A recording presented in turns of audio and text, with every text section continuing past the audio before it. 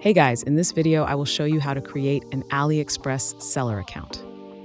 All right, let's begin. To start selling on Aliexpress, follow these steps. First, visit the Aliexpress website through your web browser.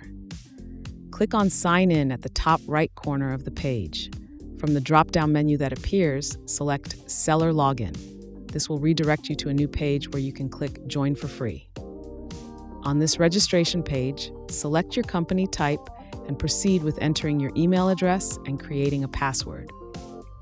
Check your inbox for a verification email from Aliexpress and confirm it by clicking on any verification link provided. Next, fill out your personal information, including name, phone number, and address. Ensure all details are accurate. You'll also need to provide business details, such as business name and type. Aliexpress requires uploading documents like business licenses or identification documents for verification purposes. After uploading these documents and agreeing to their terms by checking off relevant boxes in their agreements section, submit all required information. After submitting everything needed for approval, patiently wait for their response. So that's basically how you can create an Aliexpress seller account. And that's it for this video.